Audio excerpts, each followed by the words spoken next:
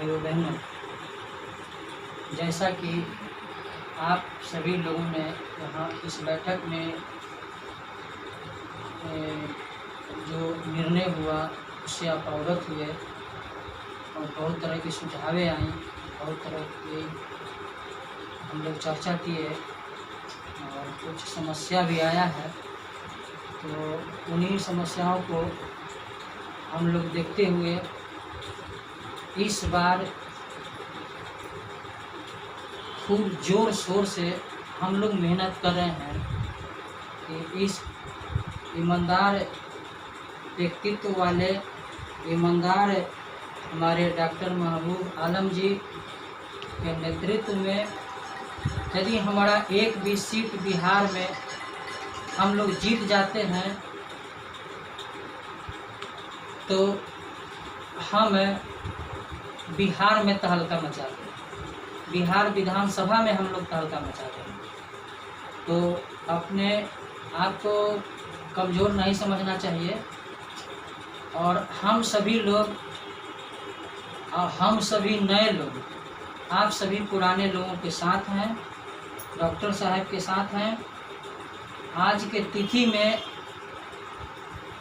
हमारी अपनी विचार है कि यदि लालू यादव से भी हमें टिकट मिले आरजेडी से, तो मैं उस पार्टी का परित्याग इस आधार पर कर दूंगा क्योंकि लालू यादव का छवि भ्रष्टाचार जनित छवि है, चोर जनित छवि है। इसलिए हम ऐसे लोगों के टिकट पर चुनाव नहीं लड़ना चाहते। जिस राष्ट्रीय अध्यक्ष के तारीफ करने में हमें चोर और हमें कंजूस बनना पड़े, हमें तो ईमानदार चाहिए। डॉक्टर महबूब आलम अंसारी जैसा, भारतीय मोमिन फ्रंट के राष्ट्रीय अध्यक्ष जैसा और सभी कार्यकर्ताओं भाइयों बहनों जैसा। जय हिंद। हर महीने के 25 तारीख को हम सभी लोग बैठक करते हैं और एक महीना का योजना बनाते हैं। एक महीना में हम लोगों को क्या कार्य करना है। आज की अध्यक्षता कर रहे शिव कुमार सिंह मनेर विधानसभा के प्रत्याशी हैं। इस बैठक में हिलसा विधानसभा के प्रत्याशी कुमार हरिचरण सिंह यादव जी, फुलवारी विधानसभा के प्रत्याशी अर्जुन पासवान जी और पार्टी के कोषाध्यक्ष बिहार के। आज के बैठक में हम लोग 2 कार्यक्रम लिया है। पहला कार्यक्रम है 9 तारीख को क्रांति दिवस है। अगर लॉकडाउन का प्रकोप रहा तो उस हिसाब से कार्यक्रम किया जाएगा। अगर लॉकडाउन हट गया तो जो तय हुआ है उसके मुताबिक कार्यक्रम होगा, लेकिन कार्यक्रम उस रोज होगा, चाहे छोटे पैमाने पर हो बड़े पैमाने पर हो, लेकिन कार्यक्रम होगा। फिर 15 अगस्त को पार्टी कार्यालय में ठीक 9 बजे में तमाम लोगों को आना चाहिए और पार्टी की ओर से सभी को निमंत्रण दे दिया जा रहा है। सवाल जो अभी उठ रहा है, इस देश बहुत संकट के घड़ी में है, जहाँ लोगों को घरों में कैद कर दिया गया है। लोग घर से निकल रहे हैं तो डर करके निकल रहे हैं। सरकार के विरुद्ध कोई कार्यक्रम नहीं हो पा रहा है। सरकार की अपनी मनमानी हो रही है। हॉस्पिटल में लोग मर रहे हैं और मरने के बाद डॉक्टर कोरोना प्रूफ करके उसको अपने परिवार से अलग करते रहा है। हॉस्पिटल में, तमाम हॉस्पिटलों में अफरा तफरी है न किसी का एडमिट हो रहा है, पर हो भी रहा तो ऑक्सीजन नहीं मिल पा रहा है, सीट नहीं है, नर्स नहीं है, डॉक्टर नहीं है। ये तमाम अराजकता बिहार के हॉस्पिटलों का है। गरीब और कमज़ोर लोग मर रहे हैं, इनको देखने पूछने और हिसाब किताब लेने वाला नहीं। अगर कोई विरोध करता है तो पुलिस उसको लाठी से मारकर भगा देता है। कोई घर से निकलता है तो मास्क के नाम पर उसे पैसा तसला जाता है। यह पैसा तसीलने का जो धंधा बना हुआ है, यह अच्छी बात नहीं। बिहार में चाहिए सभी की सुरक्षा, सभी की हिफाजत। बीमारी आया है उसका समाधान इलाज है, और इलाज के लिए छोटा छोटा यूनिट बनना चाहिए और वहाँ लोगों का इलाज होना चाहिए। लेकिन सरकार के पास कोई सुविधा नहीं है। जो भी सुविधा है वो विफल हो चुका है। इसलिए जनता को अपने धैर्य रखना चाहिए, अपनी हिफाजत स्वयं करनी चाहिए।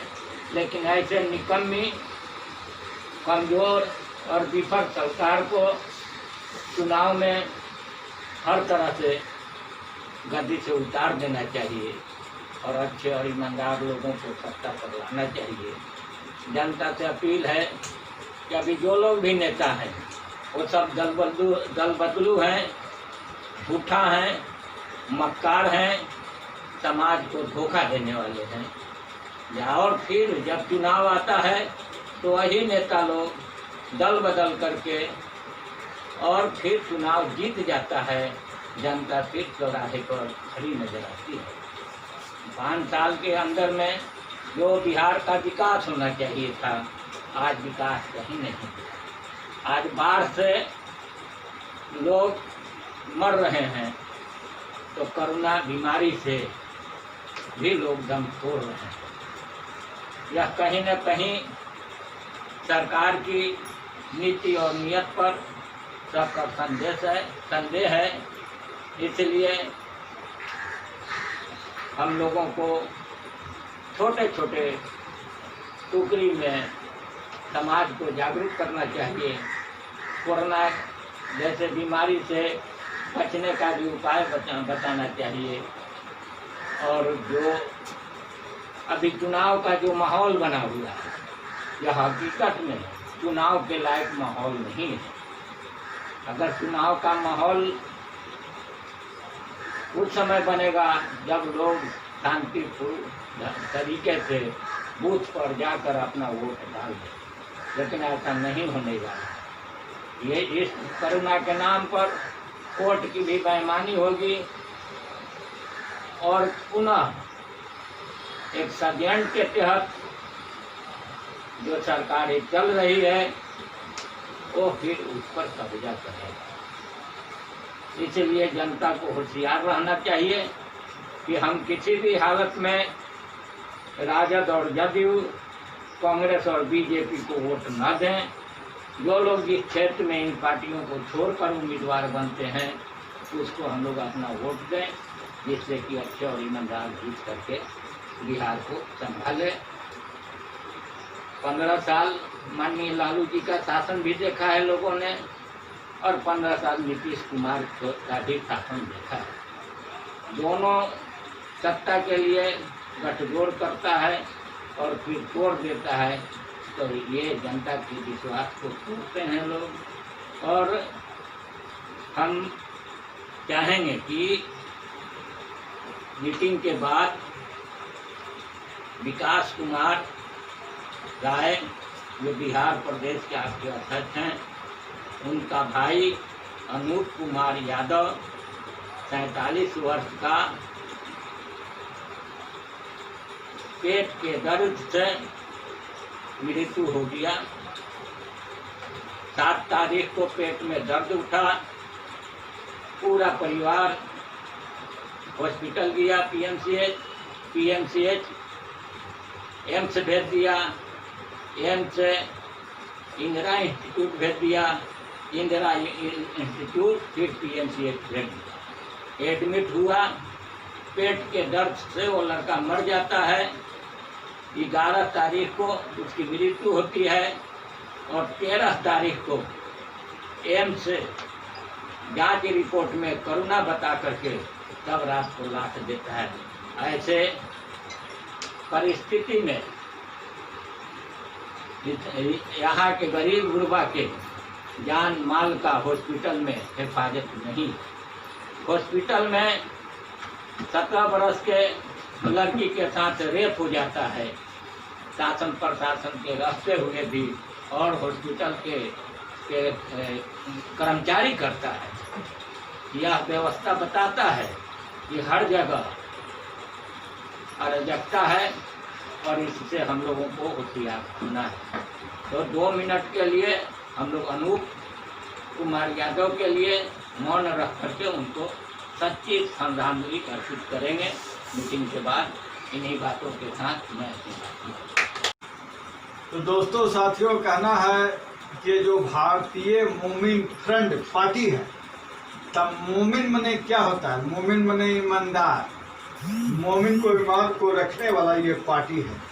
भारतीय मोमिन फ्रंट का जो स्थापना हुआ है, भारतीय मोमिन फ्रंट का स्थापना 27/12/1995 को हाई कोर्ट और मस्जिद के मैदान में पूंजीवादी सामंतवाद संप्रदाय के बाद जातिवाद से लोकतंत्र से बढ़ते हुए धनवानों और बलवानों के खिलाफ की गई, जिसका चुनाव आयोग श्री TN सेशन ने 9/12/1996 को दी। स्थापना फ्रंट अब मोमिन फ्रंट सर उठा करके जीता। जितने भी पार्टी लोग यहाँ हैं वे नहीं चाहते कि भारतीय मोमिन फ्रंट आगे बढ़े। तो कार्यकर्ताओं से ये निवेदन करना होगा कि मेरा झंडा है 3 हिस्सा काला 1 हिस्सा उजला। तो 3 हिस्सा जो काला भारतीय मोमिन फ्रंट लेकर के चला है वे अंधकार है। भारतीय मोमिन फ्रंट ये माथा में कफन बांध करके चला है कि अंधकार को उजाला करे। तो भारतीय मोमिन फ्रंट को कार्यालय को चाहे पुलिस का लाठी हो, चाहे डंडा हो, चाहे गोली हो, उससे डरने वाला भारतीय मोमिन फ्रंट नहीं है। सर उठा करके जीता है भारतीय मोमिन फ्रंट और किसी को दलाली नहीं करता है किसी पार्टी को लिए। तो दोस्तों साथियों, ये भारतीय मोमिन फ्रंट पार्टी है और मेरा नाम है कुमार हरिचरण सिंह यादव, राष्ट्रीय सचिव, जिला अध्यक्ष नालंदा, पूर्व प्रत्याशी लोकसभा। तो मैं नालंदा में 7 गो विधानसभा पड़ता है। अब मैं कोशिश कर रहा हूं कि सातों विधानसभा पर ये मुख्यमंत्री का गृह क्षेत्र होता है। ये 7 विधानसभा पर हम अपना प्रत्याशी खड़ा करें। अब ये मुख्यमंत्री को, ये जातिवाद करने वाले नीतीश कुमार को इस बार धक्का दे करके और कुर्सी पर से नीचे फेंकने के काम करेगा कुमार हरिचरण सिंह यादव। तो दोस्तों साथियों, ये जात की राजनीतियां कर रही है। आप देखे होंगे जितने भी दरोगा की बहाली हुई, हर कास्ट के लोग के बच्चे ये पढ़ाई लिखाई सब कुछ में उत्तीर्ण हुए, लेकिन एक जाति का विशेष मुख्यमंत्री होने के कारण उसका रिजल्ट पास कर दिया गया और सभी जाति का जो बच्चे हैं और उनका फेल कर दिया गया। जो अनपढ़वा भी एक जाति का है उनको भी पास कर दिया है। कैसा है, ये कैसा माहौल बना रहे हैं? ये दरोगा की माहौल बना रहा है, ये सिपाही का, ये प्रशासन को कि लाठी मार करके जनता को हम लूटेंगे। ये कैसा नीति है? ये मुख्यमंत्री का यही नीति है। अरे मुख्यमंत्री जिस राज्य में अगर प्रजा दुखी होता है वे राजा नरक की अधिकारी होती है। ये राजा नहीं है, ये राक्षस है। चाहे केंद्र सरकार हो, चाहे वे बिहार सरकार हो, ये प्रदेश में जो सरकार चल रही है। तो दोस्तों साथियों, मैं कार्यकर्ता से यह आह्वान करना चाहता हूं कि जितने विधानसभा की चुनाव है, आप भारतीय मोमिन फ्रंट अपना सरकार बनाएगी और सरकार आएगी। ये ईश्वर, ये अल्लाह की ये फकीत होगा ये भारतीय मोमिन फ्रंट का जो दिल से निकलता है, इस कार्यकर्ता का जो कष्ट निकलता है और ये भाषण जो बोलते हैं ये दबे कुचले हुए निकलता है। भारतीय मोमिन फ्रंट के कार्यकर्ता पर और इसके लीडर पर इतना जुल्म पुलिस करता है, इतना पार्टी लोग, चाहे वे आरजेडी का समर्थक हो, चाहे वे यूनाइटेड का समर्थक हो, चाहे वे बीजेपी का हो, ये किसी पार्टी का दलाल हो, भारतीय मोमिन फ्रंट को उठने देना नहीं चाहता है। लेकिन दोस्तों साथियों, जितने भी इस पार्टी से जुड़े हुए हैं और ईमानदार और सच्चा है और मोमिन है और सच्चा बोलने वाले हैं, तो ये देखा देना होगा भारतीय मोमिन फ्रंट में कि क्या करना है। अब चुनाव आया है विधानसभा की और हम लोग वोटिंग दे करके अपना प्रत्याशी को जिता करके अब विधानसभा में भेजने का काम करेंगे, क्योंकि वहीं पर घेरना होगा। अभी तक तो भारतीय मोमिन फ्रंट रोड पर चिल्ला रही है और इसका दलाल जितना भी आता है भारतीय मोमिन फ्रंट की सदस्यता ग्रहण करता है, अब चल जाता है कहाँ, आरजेडी में, यूनाइटेड में, कांग्रेस में, बीजेपी में। वैसा कार्यकर्ता नहीं चाहिए। यहाँ कार्यकर्ता चाहिए किला ठोक, ईमानदार और सच्चा। ये भारतीय मोमिन फ्रंट की ये पढ़ाई है। तो दोस्तों साथियों, जितने भी यहाँ लोग हैं किला ठोक हैं, जो आए जो गए, ये तो मुसाफिर खाना है, यहाँ आते जाते हैं, देते रहते हैं। तो भारतीय मोमिन फ्रंट को ईमानदारी से ये काम करना होगा। अपने अपने क्षेत्र में हम भी 7 विधानसभा पर अभी नालंदा जिला में प्रत्याशी को उतारेंगे और नीतीश कुमार को धक्का दे करके ये राक्षस को फेंकने का काम करेंगे। तो दोस्तों साथियों, जो केंद्र सरकार में ये भाजपा सरकार चल रही है, इनका नीति क्या है? इनका नीति ये है कि जितने लोग पूंजीपति या माफिया लोग हैं, अपराधी लोग हैं, वे माले माल हो जाए। आज आप देख रहे होंगे, आज का जो लॉकडाउन चल रहा है, लॉकडाउन क्या चल रहा है? लॉकडाउन ये चल रहा है कि जनता को डरा करके आज जनता को खजाना को लूटा जाए। कोरोना के नाम पर कहीं प्रदेश में सरकार बने, चुनाव आ रहा है, उसको वोट को लूटा जाए। आज जो आप देख रहे हैं पूरे देश में ये किसके ऊपर जुल्म हो रहा है? ये जुल्म हो रहा है किसके ऊपर? तो मध्यम वर्ग के ऊपर और गरीब के ऊपर, जो कमाता खाता है, जिसका बच्चा स्कूल में पढ़ता है, जिसका भविष्य खत्म कर दिया है, बच्चे लोग के भी भविष्य खत्म कर दिया। ये कैसा राक्षस आया भाई? पढ़ाई लिखाई सब में घर में बैठा दिया। कर कोरोना हो रहा है, अरे कोरोना तो तुमने पैदा कर दिया है। अरे जो मनुष्य होता है या मर्द होता है वे घोड़ा होता है। जब घोड़ा दौड़ेगा नहीं तो उसका शरीर में कहाँ से खून बनेगा या दौड़ेगा? उसको घर में लॉकडाउन करके बंद कर दिया। उसका बुखार लग रहा है, सर में दर्द लग रहा है, वो डॉक्टर ही जाता है और दिखाने के लिए, तो उसका जितना सरकारी तंत्र है, वे सरकारी तंत्र को क्या कहता है कि इसको लागू करो कि कोरोना हो गया। और आदमी की कोशिश की बड़ी कमजोरी, इसमें तन मन धन से पूरी तरीके से मिलजुल करके इस अवसर को नाकामयाब नहीं होने दे और अपनी बातों को रखने के लिए हम लोग मिलजुल कर किसी सूरत से ये बहुत अच्छा अवसर है जो गंवाए नहीं, ज़्यादा से ज़्यादा अपने कमियों और खामियों को दूर करने की कोशिश करें और साथ में जनता के भी उसको सुझाव दें कि हमारा ये रास्ता है, उसे विश्वास दिलाएं और इसी रास्ते पे हम लोग आगे बढ़ें। यही हमारी कोशिश है। पार्टी भारतीय मोमिन फ्रंट है और मेरा गार्जियन डॉक्टर महबूब आलम है। और कहने का मतलब है कि चुनाव जितने आदमी हम सब खड़ा होते बढ़िया से मैंने खड़ा होते और पहले ही हार नहीं मानिए। अगले सचिव पटना बिहार, आज मंत्री का बैठक था। हम लोग चाह रहे हैं कि अब इलेक्शन भी नज़दीक आ चुका है और कोरोना की सीन पे बोल रहा है। हम लोग आपस में मिलजुल करके कोरोना के बारे में भी कुछ सोचिए और इससे सचेत रहें ताकि हम लोग दूरी बना करके सब काम करें, इकट्ठा होकर के ना करें। और जो हमारे विधानसभा के मेंबर हैं जिनको मतलब डॉक्टर साहब टिकट देने के पक्ष में हैं, उनसे भी मेरा आग्रह है कि वो अपने बाज़ार में या जहाँ से उनको टिकट मिल रहा है अपना माहौल दुरुस्त करें। जहाँ हम लोग की आवश्यकता होगी हम लोग उसमें मदद करेंगे। पैसे से मदद होगा पैसे से करेंगे, शरीर से होगा शरीर से करेंगे। सब मिलजुल करके हम लोग आगे इस विधानसभा का इलेक्शन लड़ें, ताकि हमारा एक दो भी मेंबर विधानसभा पहुंच जाए तो हमारे भारतीय जनता फ्रंट का झंडा बुलंद रहेगा।